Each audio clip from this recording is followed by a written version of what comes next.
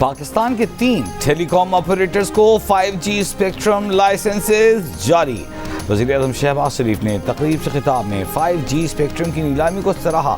کہا 5G آج کے جدید انقلابی دور میں 5G اسپیکٹرم سے متعلق شاندار اقدام کیا گیا۔ جدید ٹیکنالوجی کا فروغ صنعت، زراعت اور IT سیکٹر میں سنگ میل کی حیثیت رکھتا ہے۔ پاکستان کے ہر کونے، گاؤں دیہاتوں میں ٹیکنالوجی لے کر جائیں گے۔ مشرق وسطی میں آئل اور گیس تنصیبات پر حملے۔ برنٹ خام تیل کی قیمت ٹریڈنگ کے دوران $119 فی بیرل تک پہنچی۔ اب سے تھوڑی دیر پہلے $114 فی بیرل پر ٹریڈ ہو رہی تھی۔ ایشیائی اسٹاک مارکیٹ میں مندی کا رجحان۔ Pakistan stock exchange 100 index 1551 points کمی کے بعد 1,52,740 پوائنٹس پر بند۔ پارس گیس فیلڈ پر حملوں کے جواب میں ایران کے قطر، سعودی عرب اور امارات کی توانائی تنصیبات پر حملے۔ کویت کی 2 ریفائنریز کو ڈرون سے نشانہ بنایا۔ کویت نے تصدیق کر دی، کہا ریفائنریز میں لگی آگ کو بجھایا جا رہا ہے۔ سعودی عرب کی بحیرہ احمر پر واقع ینبوع پورٹ سے متصل ریفائنری پر بھی حملہ۔ آبنائے ہرمز کے قریب خلیج عمان میں جہاز پر حملہ، جہاز میں آگ بھڑک اٹھی۔ گیس تنصیب پر حملے کے بعد قطر کا 2 ایرانی سفارتکاروں کو ملک چھوڑنے کا حکم۔ ایرانی صدر پزشکیان کا ایران کی گیس اور توانائی کی تنصیبات پر حملے کی شدید مذمت، خبردار کیا کہ امریکی اور صہیونی دشمنوں کو جارحانہ کارروائیوں سے کچھ حاصل نہیں ہوگا، یہ صورتحال کو مزید پیچیدہ بنا رہے ہیں۔ ایران ہمسایہ ممالک کے خلاف جارحیت روکے، آبنائے ہرمز کو محفوظ بنانے اور عالمی تجارت میں خلل پیدا نہ کرے، اسلامی ممالک کے وزرائے خارجہ کا مطالبہ۔ لبنان پر اسرائیلی حملوں کی بھی مذمت، لبنان کی سیکیورٹی، استحکام اور علاقائی سالمیت کے لیے حمایت کا اظہار۔ اعلامیے میں کہا کہ خلیجی ممالک کے سول انفراسٹرکچر، ہوائی اڈوں، تیل تنصیبات، سفارتخانوں اور عوامی مقامات پر حملے کسی صورت قابل قبول نہیں۔ امریکی صدر ٹرمپ کا کہنا ہے کہ امریکہ کو ایران کے ساؤتھ پارس گیس فیلڈ پر اسرائیلی حملے کا پیشگی علم نہیں تھا۔ ایرانی ساؤتھ پارس گیس فیلڈ انتہائی اہم اور قیمتی ہے، اسرائیل وہاں دوبارہ حملہ نہیں کرے گا۔ امریکی صدر کی یقین دہانی، کہا کہ اگر ایران قطر پر حملہ کرتا ہے تو امریکہ پارس گیس فیلڈ تباہ کر دے گا۔ فیلڈ مارشل عاصم منیر کا دہشت گردوں کے مکمل خاتمے کا عزم، کہا دہشت گردوں اور ان کے ٹھکانے جہاں کہیں بھی ہوں گے انہیں نشانہ بنایا جائے گا۔ پاکستان کے خلاف افغان سرزمین کے استعمال کسی صورت برداشت نہیں کیا جائے گا۔ راولپنڈی میں اہل تشیع علماء سے ملاقات۔ امریکہ اور اسرائیل کے ایران پر حملے جاری، مغربی ایران میں رہائشی علاقے کو نشانہ بنایا، حملے میں کم از کم 12 افراد ہلاک، 116 زخمی۔ اسرائیل کے لبنان پر بھی فضائی حملے، مشرق میں برج شمالی قصبے میں گھر کو نشانہ بنایا، لبنانی سرحد قصبوں کے داخلی راستوں پر بھی گولہ باری کی۔ لبنان کی وزارت صحت کے مطابق گزشتہ 2 دنوں میں اسرائیلی حملوں میں 2 بچوں سمیت 45 افراد شہید، جبکہ 100 سے زائد زخمی ہو چکے۔ سب سے زیادہ شہادتیں بیروت میں رپورٹ ہوئیں، جہاں 11 افراد شہید ہوئے۔ اقوام متحدہ کے مطابق لبنان میں مسلسل فضائی حملوں سے 10 لاکھ سے زائد افراد بے گھر ہو چکے ہیں۔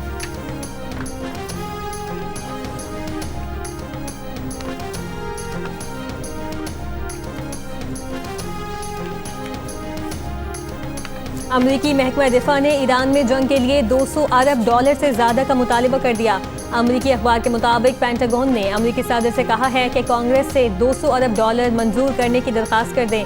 اتنی بڑی رقم کے مطالبے پر ڈیموکریٹ کی جانب سے شدید مخالف متوقع ہے۔ ایران کے وزیر خارجہ عباس عراقچی نے کہا کہ ایرانیوں اور امریکیوں دونوں پر مسلط اس جنگ کے صرف 3 ہفتے مکمل ہوئے، یہ $200 ارب تو صرف سطحی حصہ ہے۔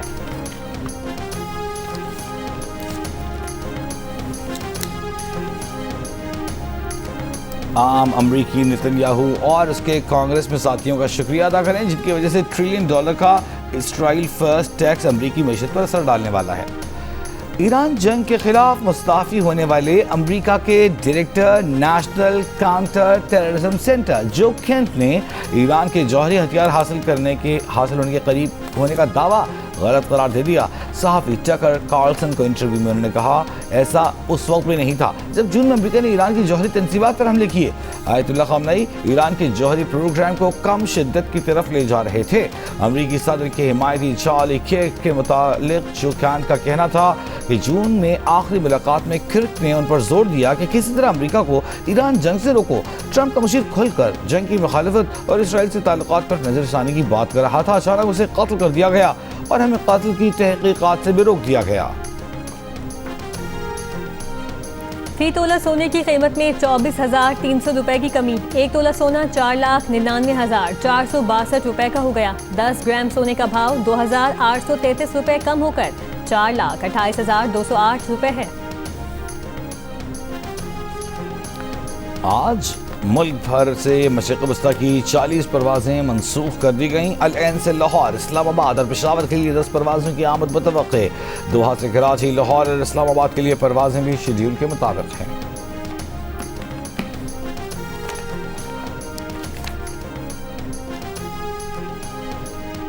انٹرنیشنل کرکٹر اسامہ میر سے مبینہ فراڈ، عبدالرحمان نامی شخص 8 لاکھ درہم کی رقم لے اڑا۔ اسامہ میر نے دعویٰ کیا کہ انہوں نے عبدالرحمان کی کمپنی میں سرمایہ کاری کی تھی، لیکن معاہدے کے مطابق انہیں منافع نہیں دیا جا رہا۔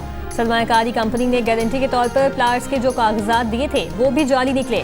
اسامہ میر کے مطابق متعلقہ شخص سے کوششوں کے باوجود رابطہ نہیں ہو رہا، وہ اپنی رقم کے حصول کے لیے قانونی کارروائی کریں گے۔ اسامہ نے متعلقہ اداروں سے بھی کارروائی کی اپیل کی ہے۔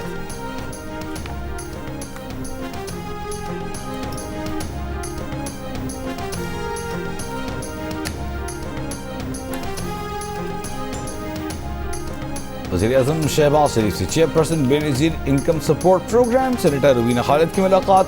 روبینہ خالد نے بے نظیر انکم سپورٹ پروگرام اور مستحقین میں رمضان پیکج کی تقسیم سے متعلق وزیر اعظم کو آگاہ کیا۔ حکومت پنجاب کا لاہور کی سڑکوں، گلیوں اور یونیورسٹی کا درجہ پانے والے سرکاری کالجز کا پرانا نام بحال کرنے کا فیصلہ۔ وزیر اعلیٰ پنجاب مریم نواز اور صدر مسلم لیگ نون نواز شریف کی زیر صدارت اجلاس میں قدیمی شہر میں مریم زبانی مسجد اور دیگر تاریخی عمارتوں کو بھی بحال کرنے پر اتفاق۔ ٹولٹن مارکیٹ کے عقب میں کانوینٹ گارڈن اور شاہ عالم گیٹ تا رنگ محل چوک راستے کو پیدل گزرگاہ میں بدلنے اور داتا دربار کی توسیع پروجیکٹ کے لیے 18 کینال اراضی حاصل کرنے کا فیصلہ۔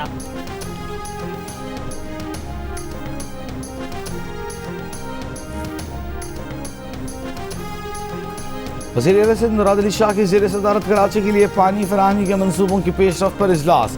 وزیر اعلیٰ کی کراچی کے بڑے آبی انفراسٹرکچر منصوبوں پر کام تیز کرنے کی ہدایت۔ کہا کہ K4 واٹر سپلائی پروجیکٹ کی بروقت تکمیل ضروری ہے، یقین ہے تمام منصوبے بروقت اعلیٰ معیار کے مطابق ہوں گے۔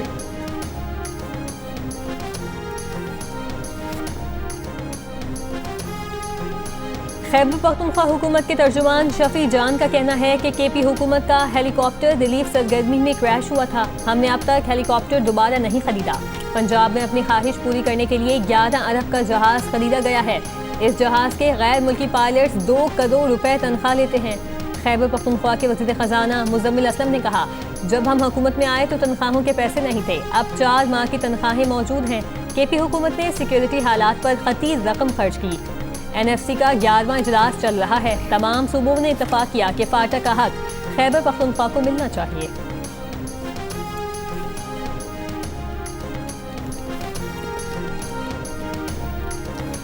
گوادر میں خواتین کے لیے اپنی نوعیت کے پہلے اور منفرد ویمن بازار کا انعقاد۔ ویمن بازار میں گوادر اور گردنواہ کے علاقوں کی مقامی خواتین اور بچوں کی شرکت۔ وزیر اعلیٰ بلوچستان سرفراز بگٹی کا کہنا ہے کہ عید ویمن بازار خواتین کو تفریح و معاشی و خود مختاری کے مواقع فراہم کرنے کی مثبت کاوش ہے۔ حکومت خواتین کو عزت، تحفظ اور باوقار مواقع فراہم کرنے کے لیے اقدامات کر رہی ہے۔ گل پلازہ کمیشن نے senior member board of revenue Khalid Haider Shah کو ذاتی حیثیت میں طلب کر لیا۔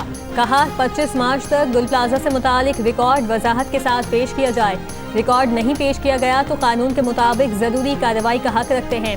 یہ وضاحت بھی پیش کی جائے کہ 13 مارچ کے احکامات پر کیوں عمل درآمد نہیں ہوا۔